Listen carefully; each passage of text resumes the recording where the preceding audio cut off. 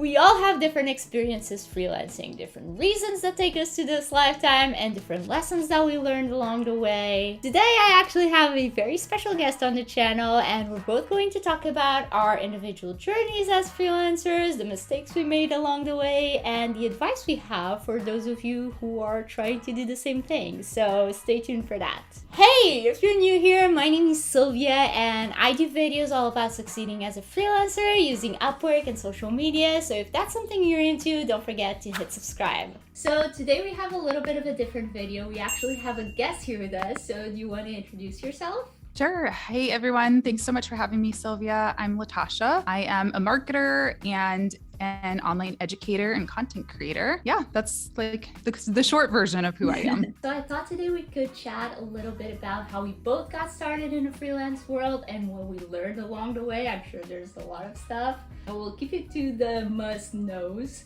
Without further ado, let's get on with the video, shall we? My first question to you, Latasha, is how did you start freelancing? Great question. I kind of fell into it, to be honest. I was in college. I was working a retail job at the time and was honestly just looking for more money. Like, I feel like a lot of people have this really beautiful, like, I wanted to like save the world. And I'm like, no, I just was looking for more money, honestly. So I had always had a blog just for fun. Like, I've always had something of a social media presence just for fun. I was talking about like lifestyle and music and nothing business related. And I ran across on LinkedIn a job post for a blog writer for this education company. And they just wanted people to talk about like random stuff, like choose, different holidays and tell the history of the holiday or, whatever. So I was like, oh, that sounds easy. I can do that. And I applied to it, and it was actually a freelance gig on Upwork. It was Elance then. And so I applied for it. I got it. It was $20 a blog post. And that kind of started, like, I know it's wild to think about the rates back then, but I was like, yeah, that's awesome. $20 a blog post. Like, if I make, if I write 5 blogs, that's an extra $100 a month or week or whatever. So yeah, that's how it started. It's kind of similar to mine, actually. I started by literally Googling how to make money online. That's, I guess, my first jump into it. And I was actually also a student. So I just wanted extra money, honestly, to go to concerts. Fully honesty here, that was my motivation. And I found a listicle article with Upwork being one of the options to make money online. So I created an account. At the time it was Odesk, I was on the Odesk side of Upwork. I mean, I think the barrier to entry was pretty low at the time. I don't think it was as it is right now. So I just started applying to some jobs. My first job was actually $50, but it was, if it was 20 or 50 illustrations for someone's birthday. It was pretty fun to do, and I was also like, if I can do this on the side, this is pretty fun and it earns me some extra cash, so why not? Yeah, I think we have that in similar, like we kind of went into it and then we figured out how to go from there. Yeah, it's really empowering. Once you start making money online, you're like, even if it was only $20 a blog post, I was like, hold on, I'm doing this from my house. I was in college, so like I was working retail, which is like not glamorous at all. You can't do that from home. So I started to see this new possibility of work, and it was really exciting to me. Yeah, like, we can actually do this, and this is actually the thing, because back then I don't think we were very taught about that. I don't think there was that much content out online about making money from your couch or from your home. For sure. It was definitely a different time. I actually started in 2013. I don't know about you. I think it was around there too, like 2012, 2013-ish. Yeah, it was a different time. It was like almost 10 years ago. So my next question to you is, what's your favorite thing about freelancing? I mean, I definitely think my favorite thing about freelancing is just the control over my time. I mean, don't get me wrong, like it's not just laptops on the beach, and like I definitely still have to report to people. I have to be there for meetings, things like that. But if I want to just say I'm going to take a week off or an afternoon off, and just go to Target or like do whatever I want to do, I have the ability to do that. And I also feel like I get to work when I work best. So I have always been kind of a night owl. I get really creative at night. And I found that when I was working in corporate, like that wasn't really a possibility because I had to be up at, 7 a.m. the next morning to drive an hour commute to get to the office. And so I wasn't really able to like work on my own rhythm. So I really love freelancing for that. It's, again, quite similar to me. I didn't get into it for that reason, like we said before, but it's the time and location freedom for me. Both of those, like being able to go on vacation without needing to ask for someone's permission, and either being able to batch work beforehand or doing work while I'm there. I've done both of them and they work differently for different scenarios. Just being able to do that, and also like you said, like being able to work when it works best and take days off without, sometimes we do feel some guilt, but without feeling the burden of having to report to someone and everything like that. It's priceless to me. Yeah. Even just being able to take a sick day, which it's so bad. But, when I worked in corporate, I'd be like afraid to call in. I'd be like on my deathbed, like, oh no, I can still go, or I can work from home today. And it's like, no, you need to just take a day and sleep. Like that's the only way you get better when you're sick. So I recently had COVID and I had to stay in bed all day. And I was telling myself that all day, you need to stay in bed. You'll get better tomorrow. If you don't, if you power through and work through, it'll only get worse. So, yeah. So my next question is, what was the biggest lesson you've learned as a freelancer? There's so many. I think always have a contract, no matter how chill you think the project is, no matter, I had an experience, I think it was early 2021, where I had a client who didn't pay me. And this was the only client who has like never paid me. Like they actually got, thousands of dollars of free work from me. And which was not fun. I documented it on YouTube if anyone wants to see. There's that. Yeah. But it wasn't even about the money. Like I was doing really well financially. So it wasn't about like the money. It was just about the fact that somebody would take advantage of me in that way, I guess. So we did have a contract, but it wasn't very detailed. Like it was kind of vague. And so they basically got away with it. And I knew that it wouldn't stand up if I were to like take them to court or whatever. So I just kind of took it as a loss. So always make sure that that you have a contract first and foremost. And also that you have details on like, when you're getting paid, what deliverables are due, when an invoice is considered late, like all of those small details. For me, actually, it's been also related to getting paid, but not charging high enough rates. Yeah. I made the mistake of working for $5 an hour for a long time.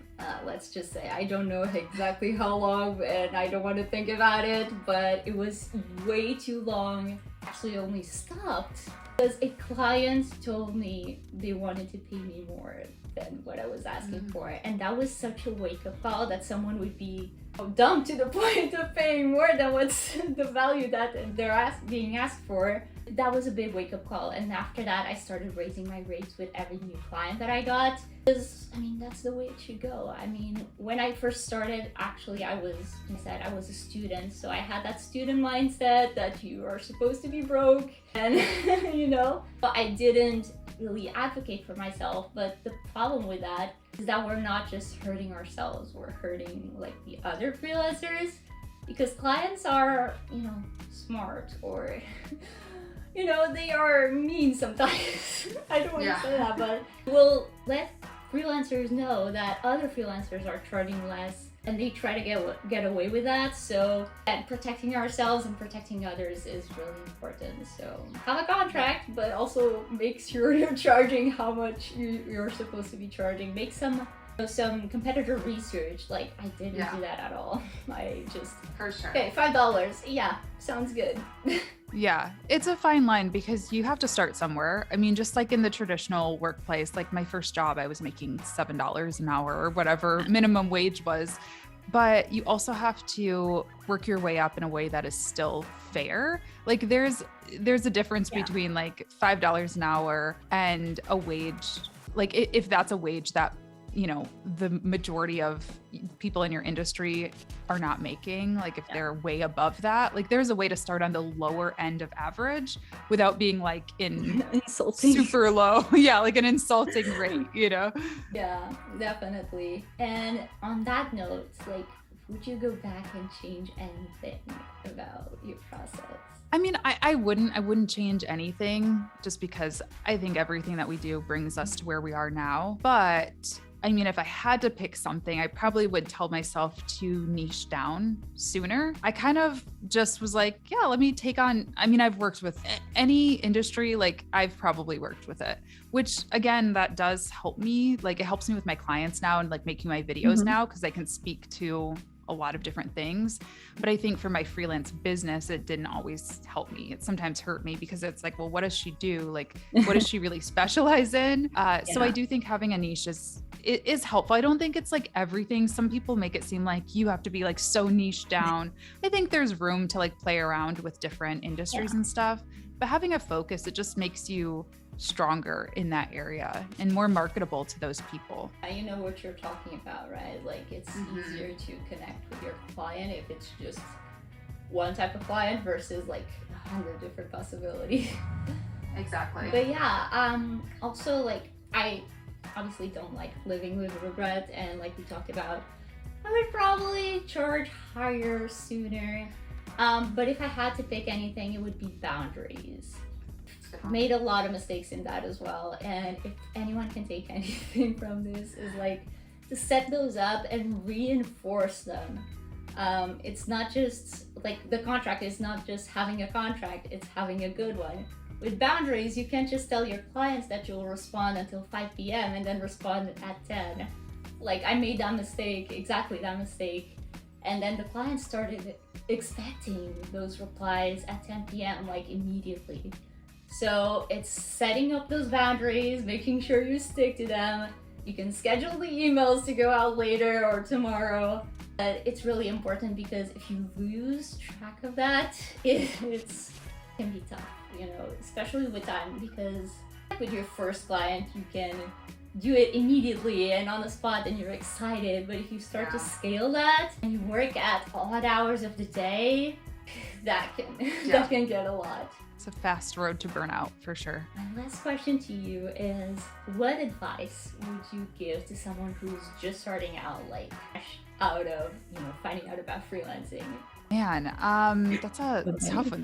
Where do I start? I think my best advice is probably to listen to your numbers, honestly. Like, I think a lot of people who start freelancing, at least in our kind of area of like social media, content creation, we're very creative people. And that's one of our superpowers for sure. But learning how to connect the creative with the data is how you have a successful freelance business. Like, I'm not the most talented person in the world at all. I'm not the most creative person in the world at all. It's that I make creative decisions based off of what my audience is looking for, what my clients are asking for. Like, I really listen to that feedback and also pay attention to like my analytics and the numbers behind it. So I think that's a piece that isn't really stressed enough, because it's boring. Like, it's not the fun, exciting part of freelancing, looking at spreadsheets, but like it's definitely how you become successful for sure. Yeah. I started using your what's it called, the revenue tracker last year, and it really helps look at what part of my work is actually paying off the most, and what can I do, where can I do more, and where can I cut off a bit, because it really helps you get an overall picture. Because you can, especially if you have different streams of income, or you get paid in different ways, different avenues like Stripe and PayPal and bank transfers, you can lose track of it and kind of guesstimate, and that's not always accurate. I would say my piece of advice would be to start today.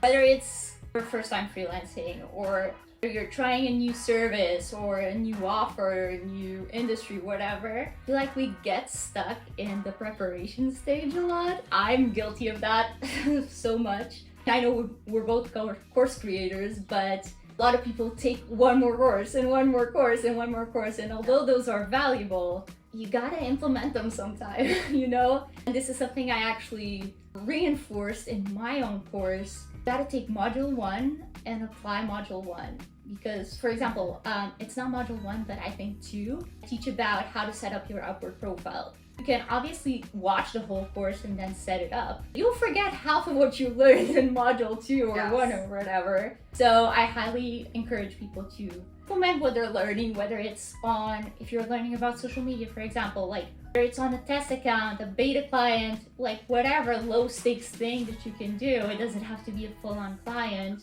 but making sure you're doing the work, because I feel like it's harder to forget experience than it is to forget like something you heard someone say once in a course. So yeah, that would be mine.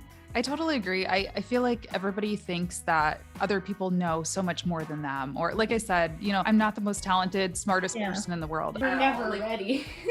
No, every single day still, I've been doing this for so long. I still Google something every day, or like ask a friend, like, hey, do you have experience with this? Or so you're never going to know everything. So you might as well just start the process sooner, like get started now and be willing to learn along the way. Yeah. So on that note, is there any last words of advice that you have or anything like that?